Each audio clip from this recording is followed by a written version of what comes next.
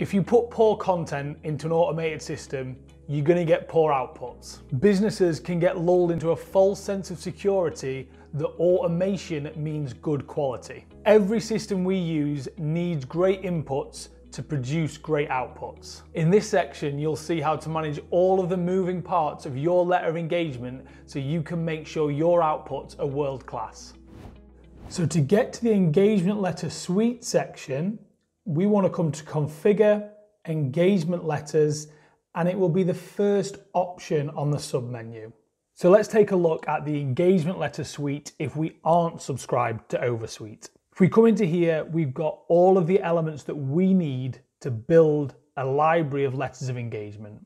We've got our scope section, the terms and conditions, a privacy notice, and our schedule of services introduction. It's worth noting that the schedule of services themselves will pull through from the line items. Finally, we've got our agreement statements. Within here, we can edit the confirmation for a signed copy of the letter of engagement and one that doesn't require a signature. Now, if we first look in the scope library, we've got three key areas that we can edit: intro, scope, and terms and conditions. Now, in this setup, I'm not filling in the terms and conditions because I'm going to use the universal terms and conditions, which we'll come on to. And that's what we recommend for all of our users. Now, within each section, we've got the ability to edit the content.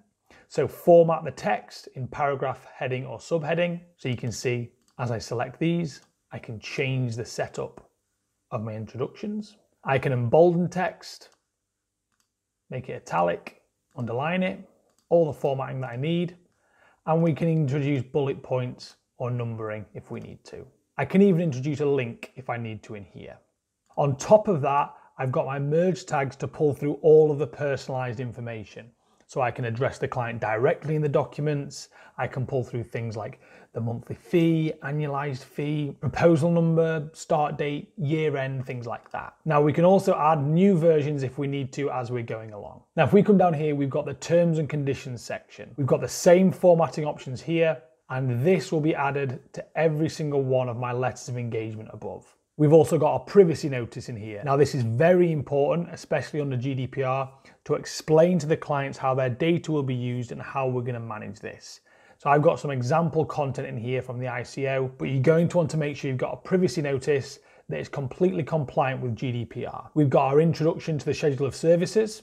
These will pull through from the line items. This is just the introductory page for that section. Then we've got two versions of the confirmations. Confirmation for when the client is signing the document and the one when they aren't.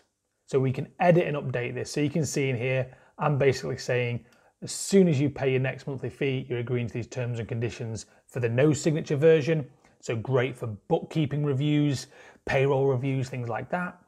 And then for new clients or a new year, I can get those signatures that I need. So now when I produce my proposals, I've got a full letter of engagement based on this content. And I can be completely confident when I'm building out my proposals that I'm selecting the right version. Now, if you're new to GoProposal, we would recommend just getting your most common version of the letter of engagement in here to start with, so you can get the ball rolling as quickly as possible. So with all of these elements in place, you can automate the production of your letter of engagements while still maintaining world-class standards.